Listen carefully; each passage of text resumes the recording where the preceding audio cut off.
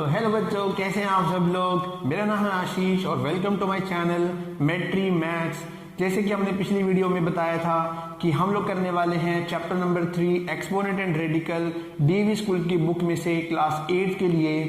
तो इंट्रोडक्शन हमने इसके बारे में जो बेसिक्स है वो हम आपको ऑलरेडी बता दिया है। अब हम शुरू करते हैं वर्कशीट नंबर 1। तो चलिए शुरू करते हैं।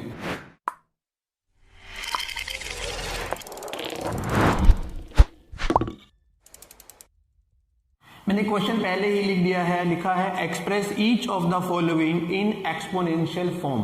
एक्सपोनेंशियल फॉर्म बच्चों मैंने पिछली वीडियो में बताया था, एक्सपोनेंशियल फॉर्म होता है पावर की फॉर्म। ये आपके पास जो फॉर्म है ये रेडिकल की फॉर्म है। इस क्वेश्चन में लिखा हुआ है 35 और रूट में लिखा हुआ है यहाँ पर 5।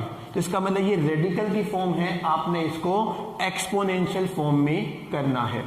तो मैंने बच्चों बताया था कि अगर आपके पास यहां पर लिखा हुआ है ये 5 लिखा हुआ है, इसका मतलब है ये है 5th रूट। तो 5th रूट को आप कैसे लिखेंगे, आप लिखेंगे 35 रेज टू द पावर 1/5। तो आपने इस रेडिकल फॉर्म को एक्सपोनेंशियल फॉर्म में लिख दिया। मींस आपने ये जो लाइन है, जो ये रूट का जो सिंबल है उसको हटाकर आपने पावर की फॉर्म में करना है। तो ये आपका रेडिकल फॉर्म को मैंने एक्सपोनेंशियल फॉर्म में चेंज कर दिया है। सिमिलरली सेकंड पार्ट हम इसका देख लेते हैं। सेकंड पार्ट में लिखा है 27 स्क्वायर और रूट फॉर्म में लिखा है 11। तो आप यहां पे भी देखेंगे ये जो आपका रूट वाली फॉर्म है और यहां पे कितना लिखा है 11th रूट लिखा हुआ है। तो 11th रूट की हटाकर, इस सिंबल को हटाकर आप क्या लिख सकते हो, पावर में 1/11 लिख सकते हैं। तो इसको हटाया, रूट फॉर्म में लिख दिया और मैंने जैसे रूल बताया था पावर की पावर करते हैं तो आपस में हो जाती है मल्टीप्लाई। तो 27 raise to the power 2 multiply 1/11 और ये आपका बन जाएगा 27 रेज टू द पावर 2/11। तो आपने रेडिकल फॉर्म को एक्सपोनेंशियल फॉर्म में चेंज कर दिया। आपके पास अगर एक नंबर का ही क्वेश्चन आता है तो ज्यादा कुछ करने की जरूरत नहीं है, आप इसको डायरेक्ट भी लिख सकते हैं। ये जो अंदर वाली पावर है ये हमेशा आती है ऊपर और जो ये रूट वाला पार्ट है वो हमेशा आएगा आपका नीचे आएगा। तो आप इसको डायरेक्ट भी कर सकते हो, यहाँ पे जो पावर है वो ऊपर और जो ये वाला रूट वाला पार्ट है वो आप लिखोगे नीचे, क्योंकि डिनोमिनेटर को हम लोग रूट ही बोलते हैं। तो आई होप ये वाला पार्ट आपको समझ में आ गया होगा। नेक्स्ट हम करने वाले हैं इसका सी पार्ट। उसमें लिखा है 11/3 और इसका रूट है 7th रूट। अब 7th रूट है तो डायरेक्टली आप लिख सकते हो 11/3 की पावर तो कुछ नहीं दे रखी, यहाँ पर कुछ नहीं है का मतलब यहाँ पे कितना होगा 1 होगा। तो 1 लिखने की जरूरत नहीं होती, तो आप इसको लिखोगे 11/3 रेज टू द पावर 1/7। तो हमने एक्सपोनेंशियल फॉर्म में इसको रेडिकल फॉर्म को चेंज कर दिया है। नेक्स्ट मेरे पास आता है 2/5 रेज टू द पावर -3 और इसका जो रूट दिया है वो रूट दिया है आपके पास 3।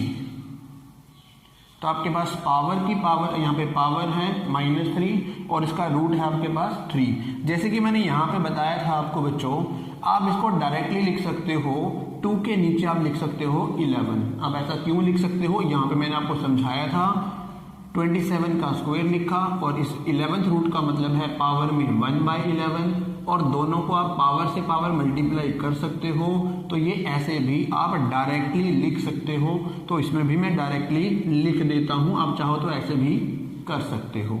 तो ये बनेगा आपका 2/5 रेज टू द पावर -3 और ये जो रूट है वो आ जाएगा डिनोमिनेटर में। तो 3 से 3 आपका हो जाएगा कैंसल और लिखोगे 2/5 रेज टू द पावर -1। अब आपको पावर तो दिखानी है, उन्होंने ये तो कहा नहीं आपको कि पॉजिटिव करो, तो आप इसको यहां भी छोड़ सकते हो। ये भी आपका एक एक्सपोनेंशियल फॉर्म ही है। अगर आपको सॉल्व करना भी है आगे, आप कहोगे नहीं सर नेगेटिव पावर है इसको पॉजिटिव बना देते हैं, कर दो, बट एक्सपोनेंट तो दिखाना पड़ेगा, पावर आपको दिखानी पड़ेगी वहां पर। तो आप इसको लिख सकते हो 5/2 रेज टू द पावर 1, फिर आपको 1 लिखना पड़ेगा, तभी एक्सपोनेंशियल फॉर्म है, अदरवाइज एक्सपोनेंशियल फॉर्म में पावर तो दिखानी पड़ती ही आपको। 111 की पावर 3 और इसका जो रूट है वो 13th रूट है, तो आप इसको डायरेक्ट लिख सकते हो 111 रेज टू द पावर 3, ये पावर न्यूमरेटर में और ये वाला रूट जो है वो डिनोमिनेटर में, तो ये आपका आंसर आ गया। सिंपल, रेडिकल फॉर्म को एक्सपोनेंशियल फॉर्म में चेंज करना था, हमने इसको कर दिया है। नेक्स्ट मेरे पास आता है इसका जो 6th पार्ट है, उसमें लिखा है 29 स्क्वायर और रूट दिया है, यहां पर आपको रूट दिया है 7th रूट, तो 7th रूट है तो रूट वाला पार्ट हमेशा नीचे आएगा और एक्सपोनेंट वाला पार्ट ऊपर और नीचे 7, तो ये आपका एक्सपोनेंशियल फॉर्म में चेंज हो गया है।